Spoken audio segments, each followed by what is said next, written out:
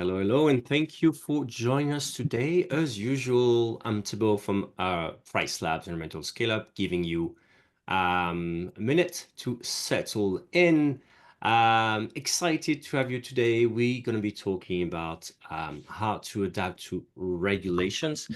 And of course, it's so you'll see we have three great speakers here. I got slides, like 4 slides, that's it. And then we get like a real discussion with real viewpoints, which that's what you want to get today. As usual, you will get the chance to ask your questions. You can ask questions during I was about to say the show. You can do that. And what else do I want to say? Yes, so just to paint a picture, I'm just making sure you guys can see me on the big screen, but just to paint a picture here. So just imagine, right, what if in your market you were told, you know what, 6 months from now, we're going to ban short-term rentals. And that's not crazy, right? We've heard markets or even countries where this threat had been over our heads. Of course, a lot of us are active in our local associations and trying to make sense of that and helping out. But what if it would actually happen to you? What would you do? Um, would you stick out and fight? You try to switch things up somehow, or maybe look to expand somewhere completely new? That's what we're going to be talking about. So let me start again, sharing the 4 slides to get some structure. Before I do that, there's already 50 of you. Thank you so much. So we know where you are. I can really make sure we're relevant. Can you just in the chat let us know, where you're based and how many properties you have? Again, it's just give us a rough idea of where you are. And I see Miguel in Johannesburg, in Joburg, South Africa. Good to see you. So again, in the chat, let us know where you're based and how many properties you have. So it's really, let me just cater to this. Milan, 500 units. Dana from Responsibly. Hey, good to see you. Brighton, Rachel with 55 properties. Sarasota, 52 properties with Julie. Danius with 25 properties. Michela with London, 1,200 properties. Look at that. Jennifer, California, 1 property. Madrid for Ben, 200. Okay, so we've got a lot of people, 200, 200, 72. Okay, so that gives us an idea, from Alaska and Kissimmee, of course, big market. All right, let's get started now. We have a good idea who's here.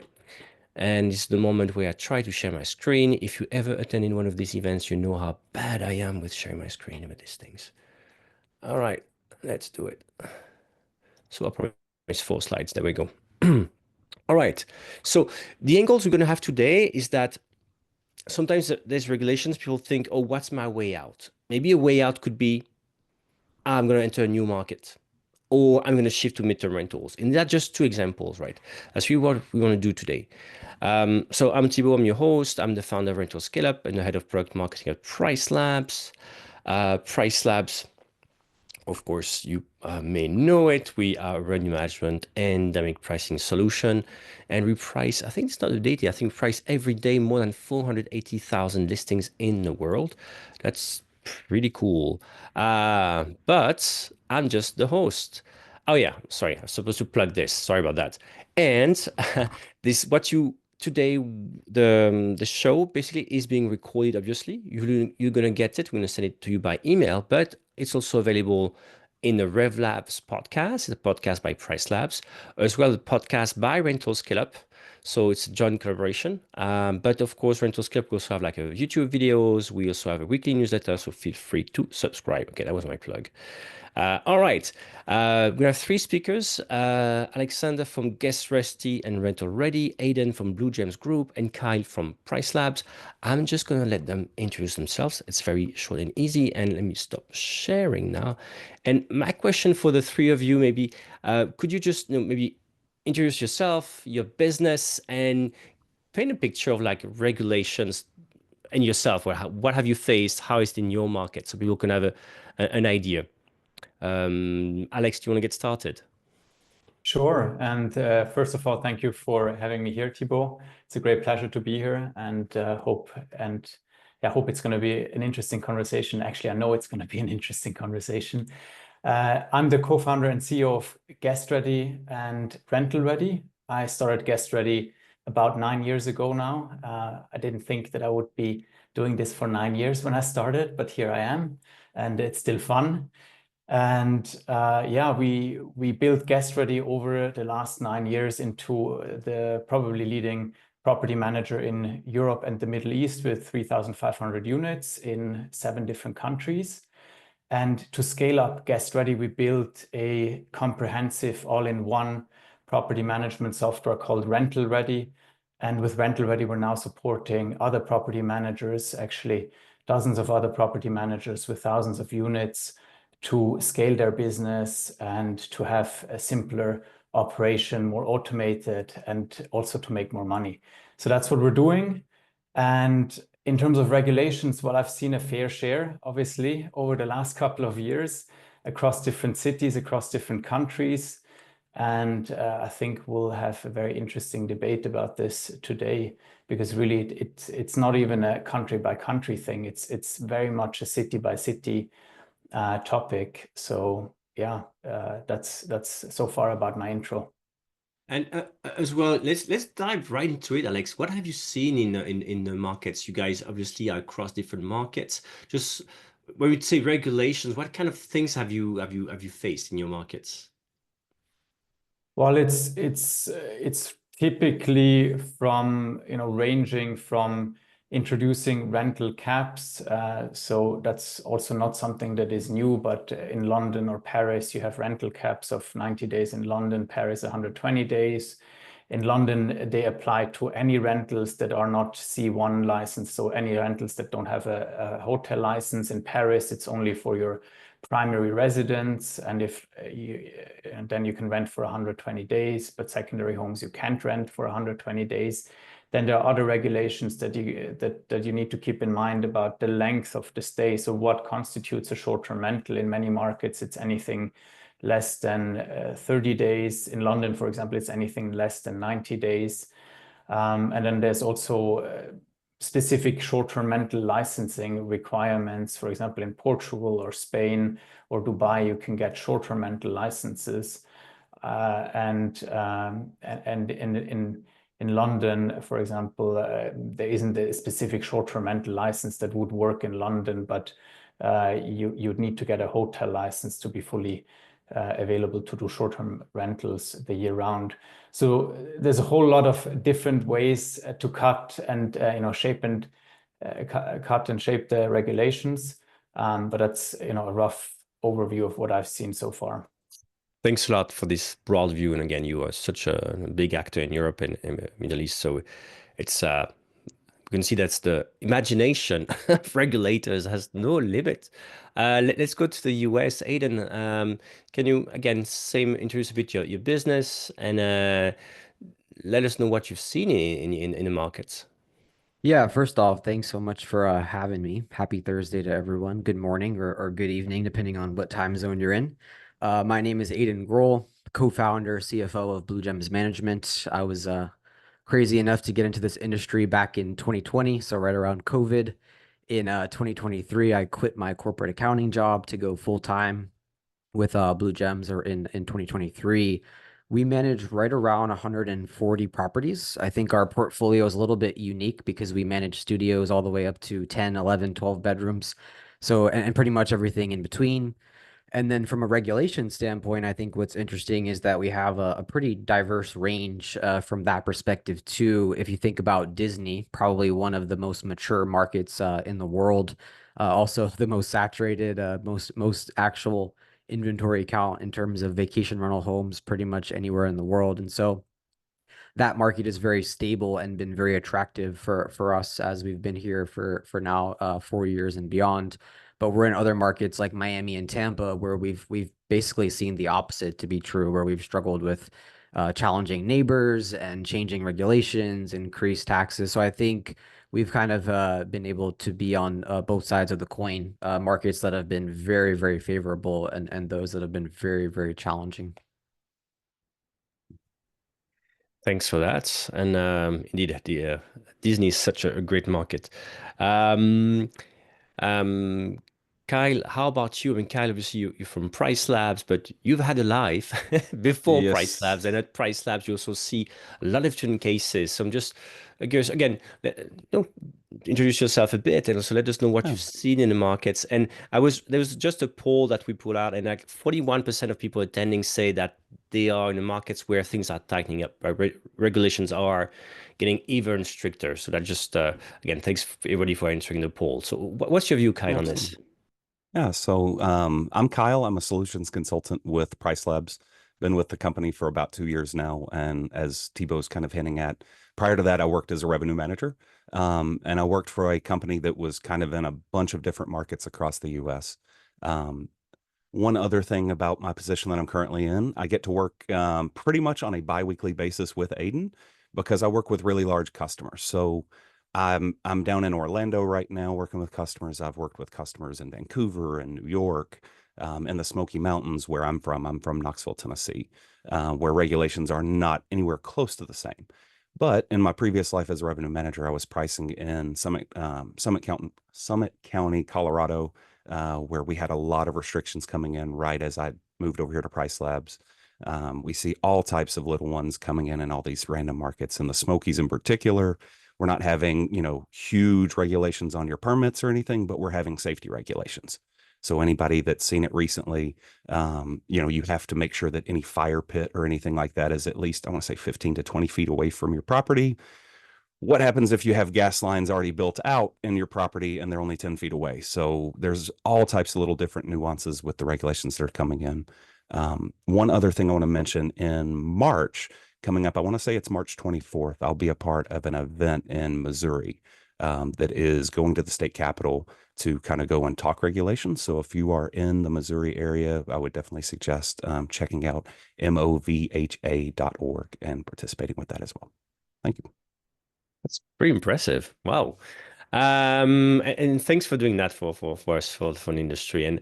And again, we just heard we heard about Paris, London, Orlando, and fire pits and caps. It's so as you can see, well, it's wide array of things hitting us at the same time.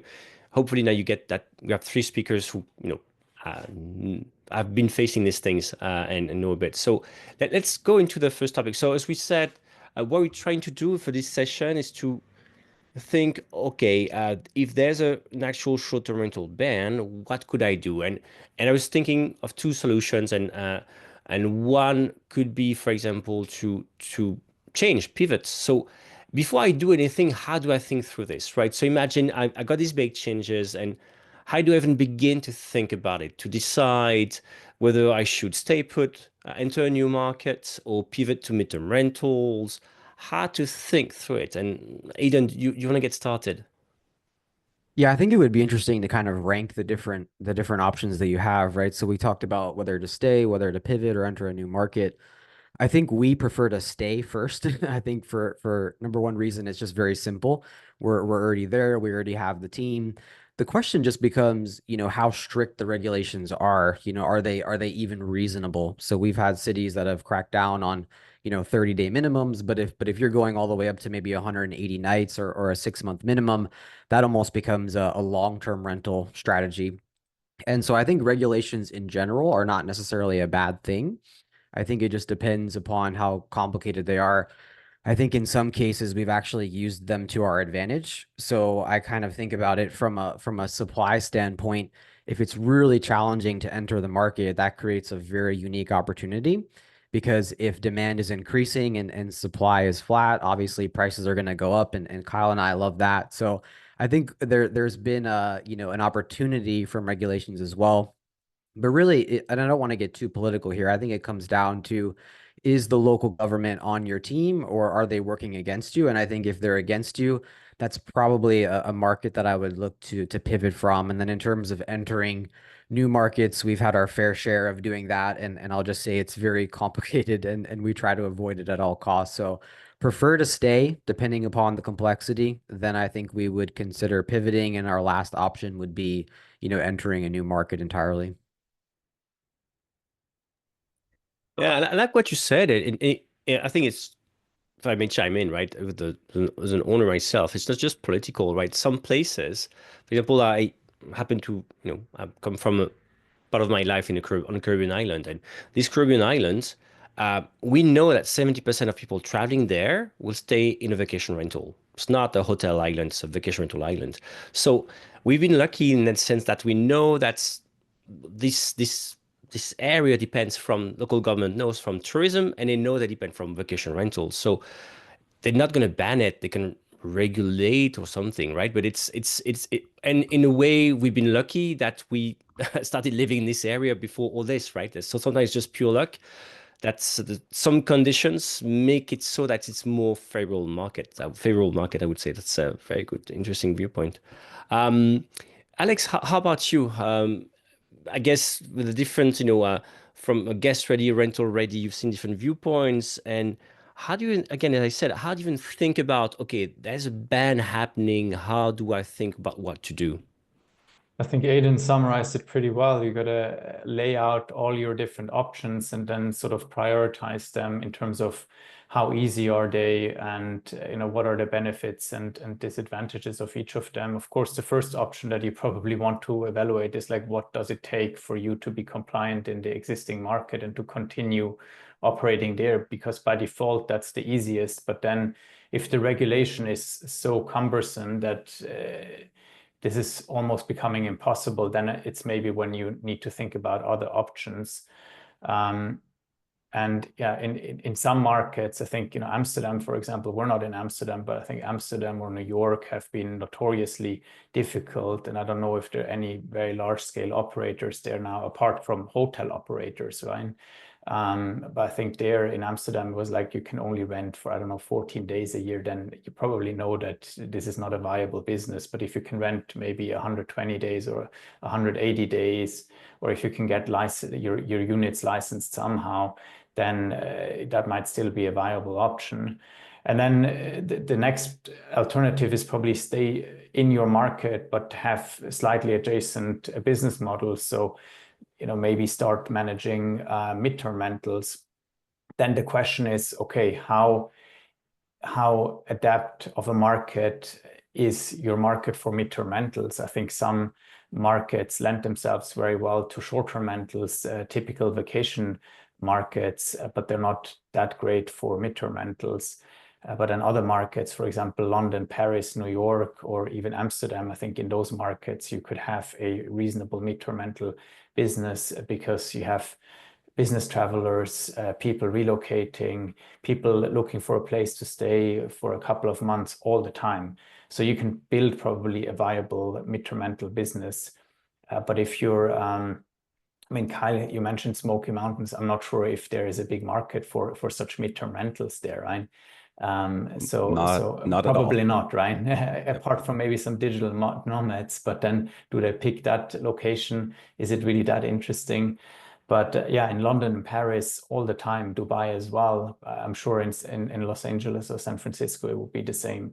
So that is probably then the next best alternative. And the hardest is probably to go to a completely new market.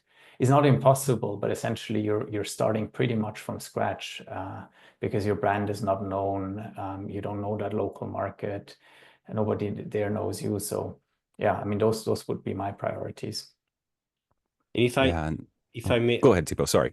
it's all right. It's all right. I'm just using that because there's a question from Andrew Thompson about EMEA, so Europe and Middle East, and I guess Alex, you're the expert here, and they just ask. Andrew's asking whether you're seeing hosts actually getting out into the markets because of regulations.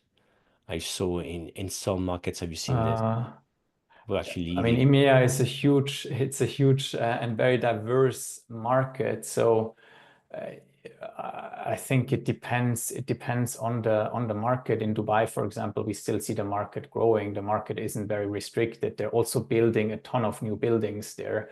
So the market overall is just expanding. And yeah, the long-term rents have recently increased because a lot of people moving to Dubai. but it's not like the same extent as maybe in Europe, where we just don't build enough new houses and there's a notorious shortage of houses. So there's more pressure on the local housing market. And yeah, I think in England, for example, they introduced new short-term rental or holiday-let regulations recently that were more around taxes, and tax benefits that were previously there were now abolished, so make it less attractive. And we've seen an impact on that. It's less in London, less in the urban areas, but more in the traditional holiday-let areas. So I think it's really a location by location question rather than something that is more broad. Okay, thanks a lot. Kyle, you were about to say, what's your view on this? I think I can kind of go off what Alex is saying too. There's so many different nuances when it comes to what we're looking at with regulations, and we've got a poll up right now, and the way this poll was answered to me, it kind of says like the way that we should all be thinking about, if regulations are coming in. So you want to look at everything as the main point, but then as we narrow it down, you want to focus on being compliant in the market. That to me is the first thing that you want to do, unless unless it's full lobbying power, like speaking from the US, like in New York City or in Los Angeles, where you have hotel lobbyists that are, they're going to make the decisions and everything. Then you might want to start getting into where you're transitioning and starting to look at maybe doing midterm rentals. If you do decide that you want to start doing midterm rentals or hop in new markets, there's so much information out there for you. And I am here as a part of Price Labs. Price Labs market dashboards, you can find that kind of information, but you've got so many other resources as well. I'm a big fan of Key Data. I'm a big fan of AirDNA as well. AirDNA published something a few months ago that was like, hey, these are the top 25 markets that you could potentially move into in the United States. Now, maybe you zig instead of zagging or whatever it is. You don't go exactly with what they're saying, but they're giving you some really good pointers of places to look at. By having that list, now you can go and check on Key Data. Now you can come in and check in Price Labs and start really trying to figure out if these markets or that midterm strategy is good for you. Alex has a ton of knowledge when it comes to the EU and the Middle East. I've got a ton of knowledge when it comes to the US. And just like you mentioned with the Smoky Mountains, you don't want to move into the Smoky Mountains and try to midterm approach. You don't want to necessarily hop in there if you don't know what's going on. If you don't know what's going to work in the market, it can really set you up for failure. So being diligent with the information that you're trying to get is super, super important. And there are tons of resources out there, not just Price Labs either. Price Labs is a great one, but there are plenty of resources out there for you. So. And speaking of resources, I really want to mention again that this Dana Lubner from Rent Responsibly is in the room here. And Kyle, you just mentioned the poll we had, which is like, are you staying put? Are you going to midterm rentals? Are you going to another market? And most people said, I'm considering all the above. And Dana gave another option, which is, let me read what was written here. So the solution is also by securing a seat at the table and mobilizing our short-term rental association to be part of the conversations shaping these regulations. Don't quit or leave the market. Get involved. Use your voice. There's power in a united front. And yeah, maybe it's something I think we've seen in some countries like Portugal. The people have been, the association on national level have been amazing. I mean, they're always super active and they've been fighting big regulations. So it's there's really some really cases across the world where short-term rental associations make a difference and get organized. And sometimes, as you said, at Price Lab, we are lucky to be involved and share some data however we can help associations. Right? It's really, really good point. Real quick on that, Thibaut, that was kind of where I came from with mentioning the lobbyists in New York and Los Angeles. I saw that comment come in as Aiden was talking, and to me, obviously getting together and having these alliances and making sure that you're on the same page with other property managers in your area is super important. If you're in New York City, if you're in Paris, France, the lobbyists kind of have that already taken care of. So it's going to be hard for you to kind of do anything with regulations. But if you're in somewhere like Jefferson City, Missouri, or you're down in Orlando, a few months ago, it's probably been 6 months now, Aiden and JB with Blue Gems had just a little get together where it was everybody in the area coming in, having dinner together, chit-chatting. Those people are now on the same page. Not that they're doing anything with regulations, but if something comes in that's going to impact their business negatively, now they have a bunch of people that are all thinking together and thinking alike and working towards the same goal. So I think advocacy is super, super important. And the less involved that your government is involved in the less involved the local government is, the better chance you have at making a really successful alliance and being able to, so to speak, have that seat at the table, in my opinion. All right. So let's go for it. So let's imagine that you decide that expanding to a new short-term rental market is the way to go, right? It's one of the options we had. So what are the absolute critical factors you need to assess before taking that leap? For example, what does that due diligence look like? And again, Aidan, you want to get started on this one? Yeah, I think a few things come to mind for us. The first is the history of the regulation. So I talked about Disney early on. The regulations have been here for 50 years, so helps me sleep at night knowing that there's been, very little change over that time period. So that's a huge factor. I think what a lot of people probably don't talk about is unknown regulation. So like if there is actually no history, that's very risky because we don't actually know what'll happen next week or next month or next year. So I think that's probably the most risky, having unknown regulations or literally zero history. The next thing that we look at is the local government, and we know we keep bringing up politics, even though I said that I wasn't going to, but I think it's very important from a tax perspective. So we look at actually the local tax revenue that the governments are collecting, and we think about it from the percentage of their total revenue. So if I look at a market like Orlando or really Florida in general, the local economy depends so much on tourism. So it'd be pretty unlikely that they're going to shut down vacation rentals in general if they're relying on that revenue stream. And so we think about it from a local economy perspective as well. And then the last thing, which Kyle brought up already, I think, is the concentration of hotels versus vacation rentals. I would be a little bit scared to enter a market where hotels have a lot of power from a lobbyist perspective, or they have a lot of control over the local government because their pockets are a little bit deeper than ours. So I think as much as we want to fight for advocacy, I think I would be a little bit skeptical to enter a market. So going back to the Disney example, we kind of hit all three of those, right? We have a history of regulations. They've been established for many decades. We have a strong reliance on the tax revenue from the local government. And then there's a very good mix of large vacation rental communities as well as hotels. So that market is probably the safest from a regulatory standpoint because it's hitting on all three of those points. That's great insights, really well structured. Thanks a lot. Alex, how about you? Entering a new market, you are in several markets. I just wonder, what would your advice be here? Yeah. I think I can't really add anything to regulation anymore because Aidan summarized it super well.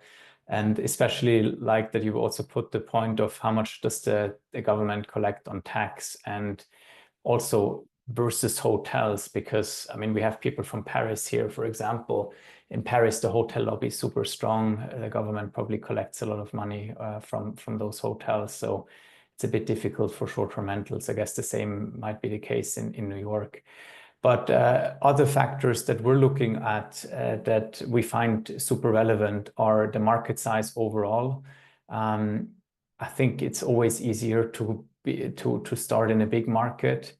We also look at competition. Even if in a big market you have lots of competition, we found that markets with a lot of competition are still more attractive than if you don't have much competition, because there's probably a reason for it.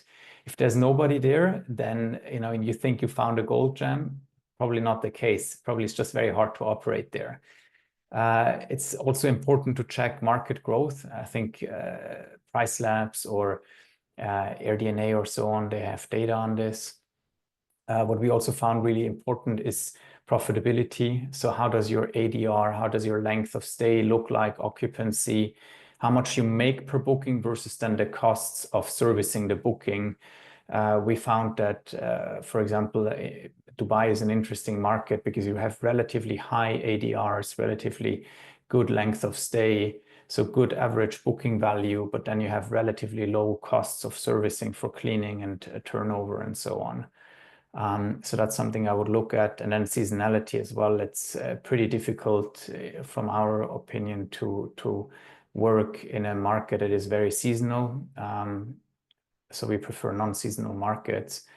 Then also, I think what is interesting to look at is how does the market fit to your current setup?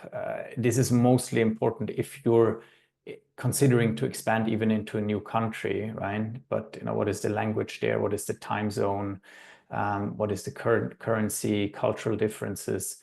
I think it's always easier to, of course, expand in your existing market into a new location there. In the US, for example, there are plenty of locations that you can go into, but if you're in a small country, maybe you're even considering entering a new country, and then those are factors that you should consider too.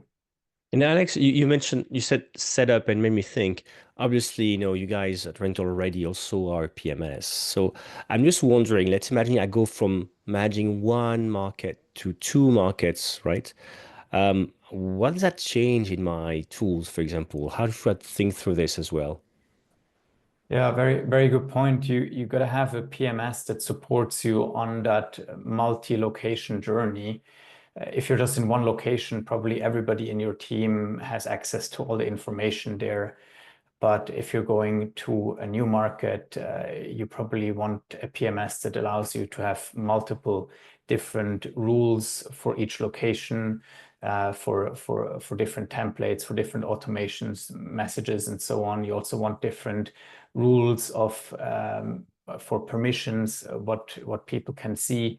The people from the new market probably shouldn't see all the data from your core market that you've been in before. So you want to be able to assign different roles, and you probably have an overall general manager that oversees everything. Maybe that's you, and they have permission to say everything. So these are important considerations. And then obviously, if you're in multi-currency, multi-language markets, then that is something that your PMS also has to be able to handle.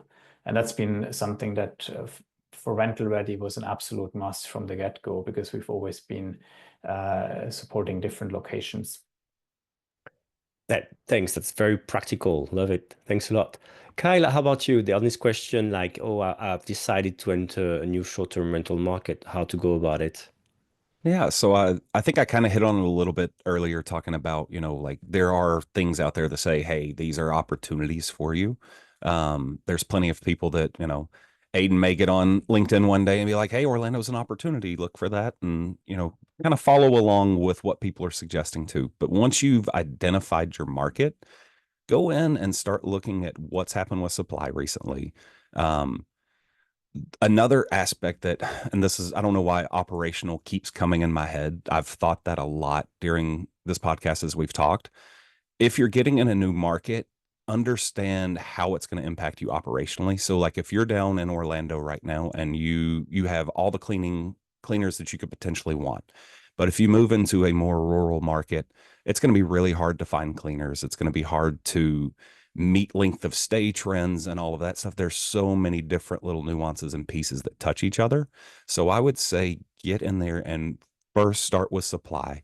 The second most important metric to me would be average bookings per listing in the market. So if you look at that over the course of the next 30 days or the next 90 days, getting a firm understanding of how many bookings you could kind of expect. The other thing with me being a data geek, I want to get in and slice and dice the data a little bit more. So once I see supply, then I want to get in and really segment it even further and start looking more at the stuff that you want to pull off. So if if you're going to have certain amenities that you're going after, or if you're going to be going after certain, like I said, length of stays or pet friendly type stuff, look and see how that's going to impact you. And if you're going to be able to meet that bottom line that you're looking for. Kind of goes back to what Alex was saying about making sure that you're going to be able to cover all your bases with your operational costs. And Carlos, we have many Price Labs customers. Indeed. Watching listing this. So when you say, oh, I want to know about number of listings or pet friendly or not, which tools in Price Labs should I look into? First question. Second one, a bit the same question as for Alex. Once I've decided to enter another market, how do I again set this up into Price Labs so that I can make it run efficiently? Yeah. So real quick, Melanie put a really good comment in there about if you are getting into a new market, find a local person, like somebody that you can trust, or maybe another property manager that you trust. I think that's great advice. So thank you for putting that in there. In Price Labs, if you want a really broad, quick view, you can go to our main page, which is hello.pricelabs.co. And we have what's called the World STR Index. So where you can go in and look at a full view of how large markets are performing. Now, you're not going to get the nitty gritty of it. Like you're not going to be able to see the difference between Kissimmee and Orlando, but you will see the overall view of Orlando. So that can help you get, that directional, like I was speaking with, just like you could get from looking at AirDNA's Hot 2025 properties or whatever. And then once you get that in your mind, use market dashboards. There's so much information in there for you. You can find every detail of everything, what amenities work.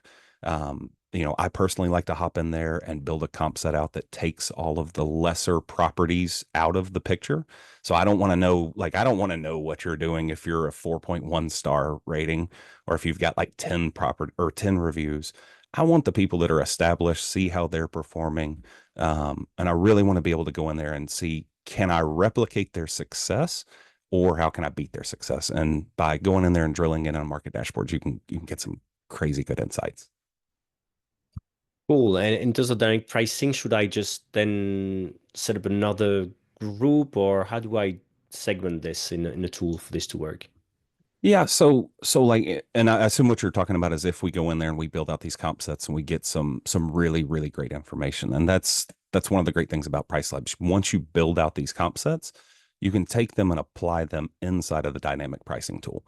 So instead of, since most of you all are Price Labs customers, I think when you go look at your listing and you've got neighborhood data, you click on neighborhood data, you're being compared to what I would call is a little bit of a broad stroke. Now, Price Labs is hyper local, so we are looking and trying to get you as close as possible.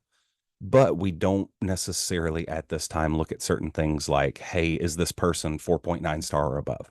Hey, does this person have a hot tub? Hey, does this person allow pets? Once you build a comp set out that really matches that, then you can see what you can really achieve with it. And then you get to compare apples to apples. The number one, and I mentioned this before earlier, when you are looking at getting into a market, make sure that the occupancy trends are looking good. If you're seeing peak season is way behind, that's probably a trend. Yeah, booking windows could be slower, but that is probably an indicative trend of that overall market. So keep that in mind. Pay attention to how occupancy is looking. Pay attention to your supply. And then again, that one metric I mentioned before, the average listings per booking in market. Again, you go into market dashboards and Price Labs, it has the total number of listings. It has the total number of bookings over a period of time. If you want to do the math, you can divide it and get that number right there, or you can scroll down in market dashboards and that'll be presented for you in a graph as well.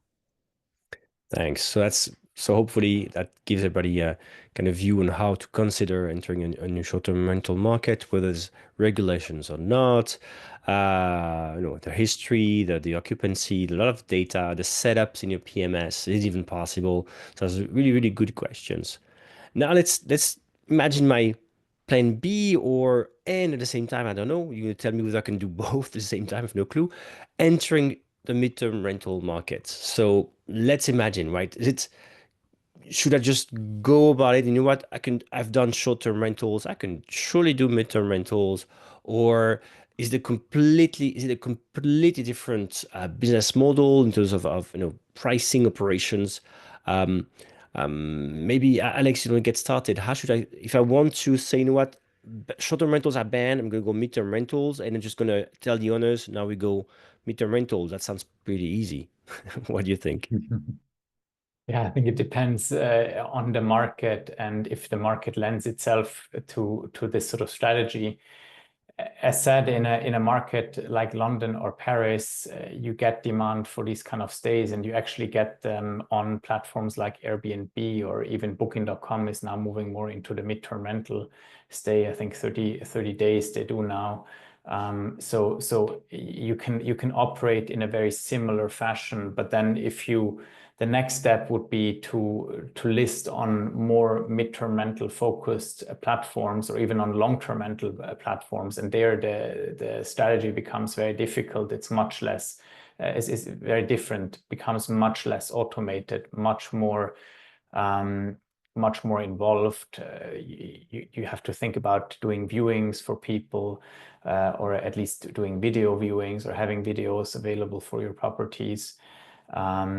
So it depends a bit on the market, on the strategy, and yeah, I think in some markets it works well, and you can just adapt relatively easily. But in other markets where there isn't enough demand, this becomes a pretty big stretch, and then it's an uphill battle, really. So I'm not sure if then the next step would rather be just to do long-term rentals, but then we're again further away from our core business, and there are many agents that already do this. So I think if the market is good, it's a good alternative. If the market is not good, then I would just stay away from it. Now, how do you guys do it? Do you have like, I don't know, in London and Paris, do you have like both short-term, mid-term rental, and you mix and match? And when there's a gap in your mid-term rental bookings, you go short-term Yeah. rentals. How do I think through this? This is very much regulation driven. So in a market like London, for example, or Dubai, you can do a mix and match. You can do a hybrid model where you can do short term. You typically do that over the high season to get your short term rentals at the highest ADRs possible, get the highest booking for your limited amount of days.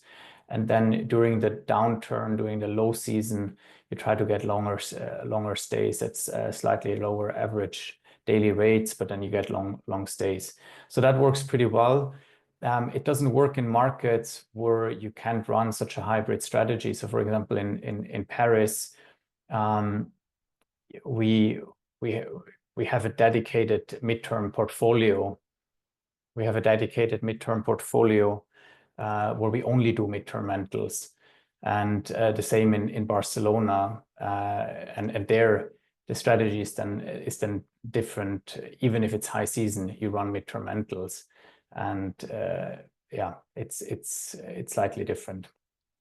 In terms of pricing, and I think maybe Kyle, you can say something about this too. But in terms of pricing, the way how I think about pricing is that you're getting longer stays, let's say like 3 months, and then over these 3 months you have 100% occupancy. Obviously, then you might have gaps afterwards, but during this time you have 100% occupancy.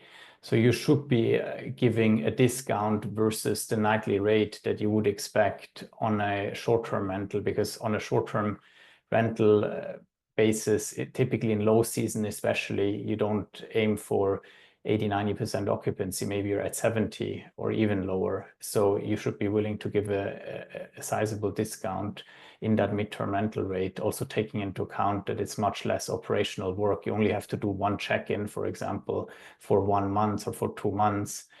We actually found the economics of this model pretty attractive when you get it working, because you have much less operational tasks going on. Just one quick question. Heliana is asking like platforms for midterm rentals. You mentioned a few platforms. You have like 2 or 3 in mind. People could, I guess, obviously, whether you're in the US, in Europe, not the same ones, but in Europe, for example, which one, or in Dubai, which one are you guys using? Channels? It's in Europe, I would say there are a few, but the question is always how much do they really bring? Like one good platform was Homelike. Unfortunately, I think they're now in financial difficulties, from what I've heard. But they used to be a very nice platform that got corporate bookings. In Paris, for example, there's Morning Croissant, there's Housing Anywhere in Europe as well. In the UK, you have platforms like C2. Every one of these platforms is again a bit different. In Dubai, there are platforms like Property Finder and Bayut that are more like a Zillow or a Rightmove in the UK, but they're actually catering much better to midterm stays. What we found from some classified websites, they only cater to long-term stays of like 1 year plus, and then that's very difficult to operate with such a platform. But if your market has a platform that is a bit more tailored towards midterm stays, then it's actually good to list on these platforms.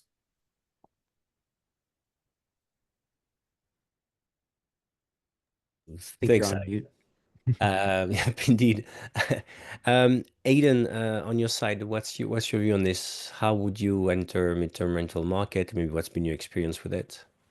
Well, first, do everything that Alex said, and then second, I think I have a couple things to add. I think maybe unpopular opinion here, we haven't been the biggest fan of midterm rentals, only just because I feel like it's an entirely different business model. So I think if we phrase the question differently and we said, would you ever pivot to a long-term rental? Like everyone would kind of agree that that's entirely different. I think midterm rentals, the assumption is that they're similar. I think in our experience, we've had to use different marketing platforms, different distribution, different pricing strategy. I know Kyle will get into some of the more tactical things that you can do, but we have a very high occupancy strategy, and we found that the gaps between those longer term bookings, 30, 60, 90 days, have really hurt our annual revenue numbers. And so I just think that when you're talking about trying to leverage the same resources, meaning your cleaners, your team, your employees, your vendors, it's really a different process entirely. And I think our challenge has been, are we taking away from our short-term rental model by trying to do midterm rentals?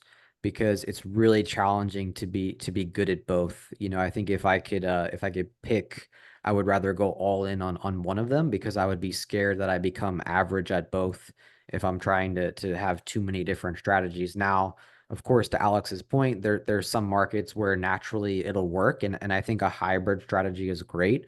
I think we've had problems where hybrid is not an option, right? So 30-day minimum. If you do have that vacancy gap, sometimes there's really not much that you can do, and that's really hurt our annual numbers. So I think in general, we found the marketing and the way that we get bookings to be very different. Having to leverage insurance agencies, construction contracts, corporate housing, just a little bit more difficult than, your typical VRBO, Airbnb, Booking.com, big three, push out the marketing and the bookings are rolling in. We found that to be a little bit different in that sense. So I think my fear in general would be that if we focus too much on midterm rentals, we're taking away from what we do best, which is short-term vacation rental focused. I like this. Also, I like that you have a diverging opinion, right? It's exactly what people need to hear, because actually, I don't think. I mean, I actually agree with Aidan, right?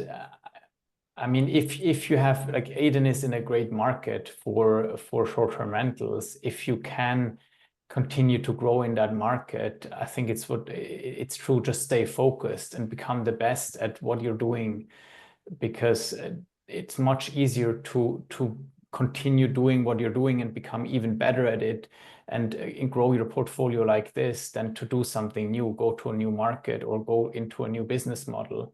But I think sometimes you're just forced, right? You're not dealt the most favorable hand, and then you just have to react. And this can be a way to react to such a unfavorable regulatory change, for example. But if you have a large market, then just double down on what you're doing already. It's always easier. And I think also as an entrepreneur, not just in short-term rentals, there are always so many opportunities that you can say yes to. But in the end, I think it's about knowing what you really want to do and becoming super good at it, and then scaling this. And I think this is something that most successful companies do really well. They just focus and scale in what they're doing. Very interesting viewpoint. Thanks for reacting. Kyle, how about you? Midterm rentals, what do you think? I think midterm rental and kind of echoing what Alex and Aiden have been saying, I think midterm rentals are such a different business model than what you have with short-term rentals. I think there's a lot more hunting that you have to do to get your calendar filled. Whereas when you're short-term rental, it's more of the consumer hunting for you. I feel like there's a lot more that you have to try to pull. And it goes with what Aiden's saying, like you got to reach out to insurance adjusters and build those relationships. And one of the, I don't know if we hit any of the midterm websites in the US. One of them that's really popular is Corporate Rentals USA, by Vivian Yip. That's super popular one. We can give some more examples later on, but that to me is the biggest issue, that you've got to sit there and constantly hunt. From a pricing perspective, your rates are going to be a lot more flat as compared to short-term rentals. Like you're not gonna have all the ebbs and flows and the high spikes and the low lows.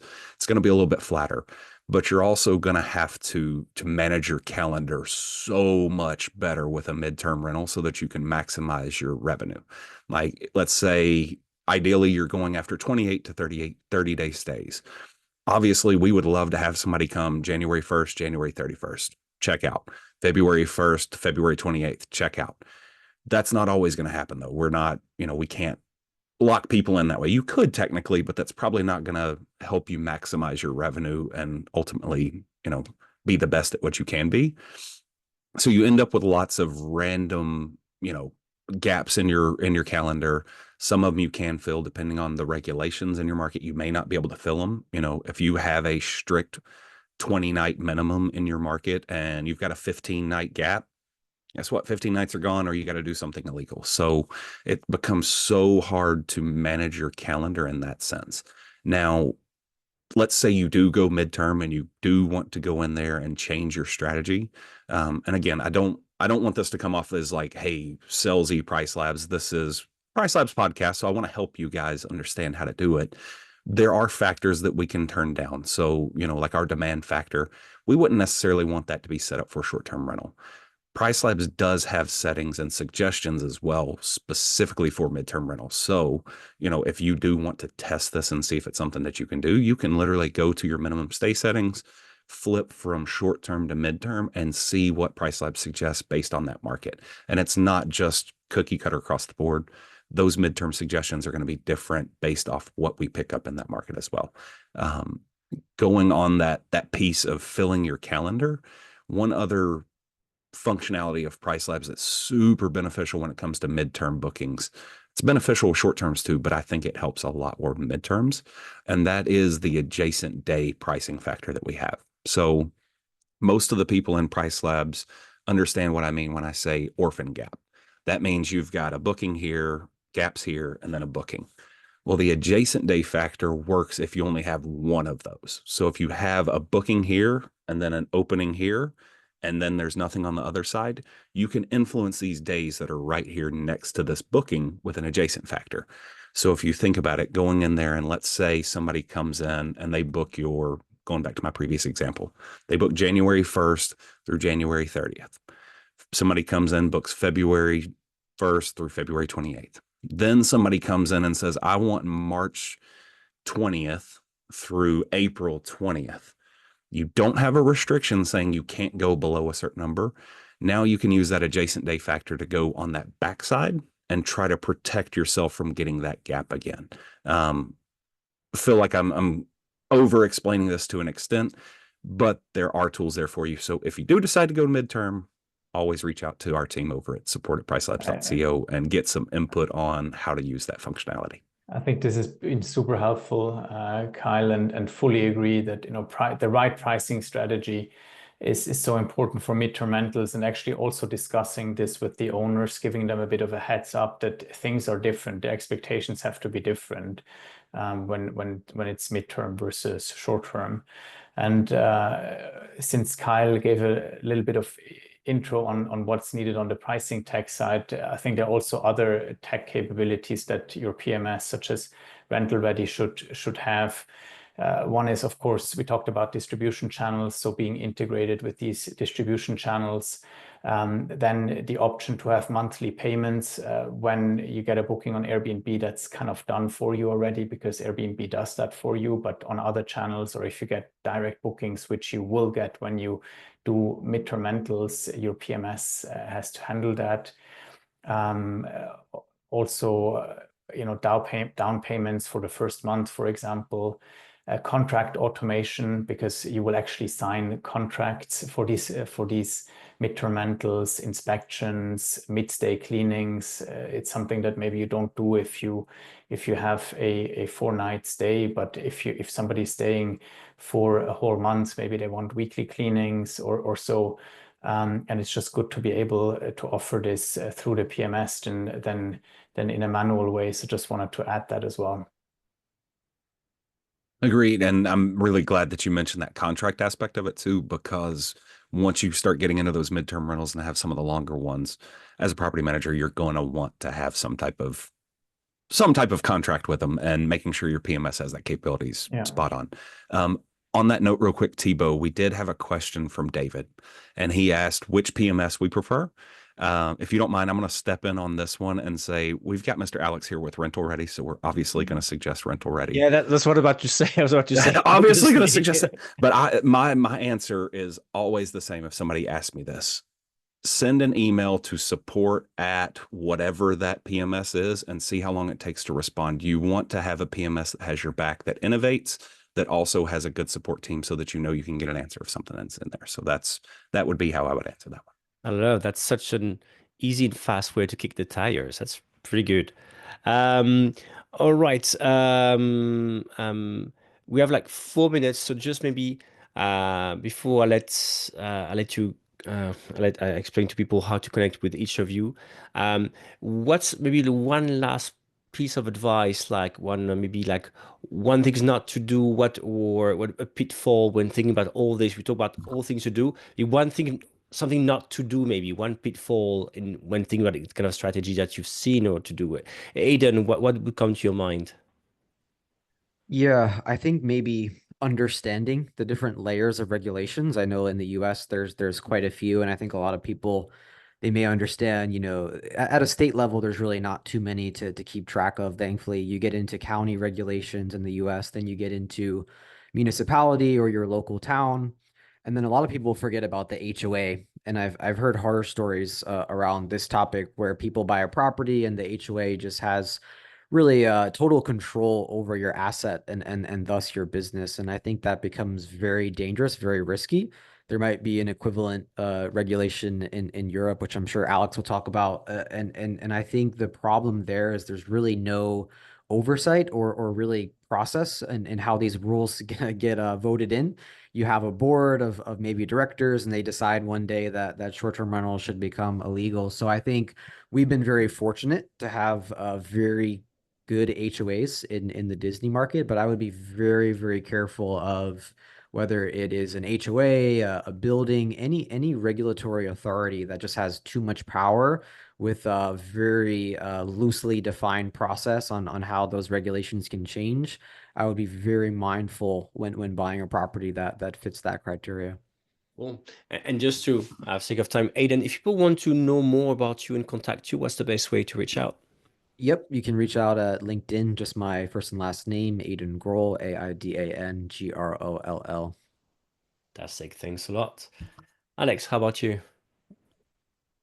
I would say specifically it's about how to avoid pitfalls when expanding or pivoting, right? And I think sometimes when something unexpected happens, like a new regulatory change is about to be launched, or another threat is looming there over your business. It's tough as an entrepreneur, as somebody that leads a business. It's a small business, but maybe you have employees, or it's just your family depends on it, other families depend on it. And maybe at that moment it's a bit hard to keep a calm head, but I would just say take your time, don't rush into something, because if you pivot the business or if you enter a new market, that's going to be a big step. And just rushing into it, I mean, Aidan said it, you really don't want to do that. You want to understand the regulations in depth of a new market, but you also really want to understand other things of that new market. And if you're pivoting into another business model, then really do your research, really understand all the complexities of that, and then give it a try. But make a plan. And I think what just doesn't really work very much is like dipping your toes a bit and just seeing if it works, because there are other businesses that do it professionally, and competing with them, if you're just dipping your toe into a new market or into a new business model, it's probably not going to work out. So don't lose your head, stay calm, and make a good plan. That's my advice. And you can find me also on LinkedIn, or you can reach me on my first name dot last name at rentalready.com, or also on GuestReady. Thank you. Thanks, Alex. And Kyle. I'll wrap it up real quick. What I would say is your competitors in your market are your competitors for homeowners. They're not your competitors when it comes to the big picture in your market. So as long as you don't have a terrible relationship with somebody that stole a bunch of homeowners or whatever, if you're in a smaller market that doesn't have a ton of regulations, get together with people, try to go grab some dinner and start planning ahead, and try to get something in mind for if those meetings and regulations come in. You all have a team that can go and start, kind of working together. So appreciate you all very much for joining us. You can find me on LinkedIn as well. I just deleted all the rest of my social media because all the crazy stuff that's been showing on there. So it's gone. But LinkedIn, Kyle Driscoll with a couple of up, down, and up, down arrows. So appreciate y'all very much. So no more TikTok videos of you dancing, Kyle. I'm very sad for that. Never had a TikTok. All right. Want to take a moment to thank all of you, Aidan, Kyle, Alex, for being here today. Really appreciate it. And there's very good words. Thank you for the nice words in the comments about the quality of this panel. I think we covered very good basis. And you get the recording. We'll turn this into a takeaway article, so you have time to think through this. I want to mention quickly as well Snigdha and Yuvika, who also organized it, as well as Sorab. Again, that's you probably going to be listening, watching this all through RevLabs podcast and the Rentals Club podcast. Once again, thank you so much. Subscribe to the podcast, listen to us, you'll find us. And on Monday, Yuvika tells me you'll be getting the email with all the information and the links we mentioned. All right. Thank you so much, everyone. Take care of yourselves, your family, your loved ones, and see you soon. Cheers. Thank you all. Thanks so much. Bye-bye.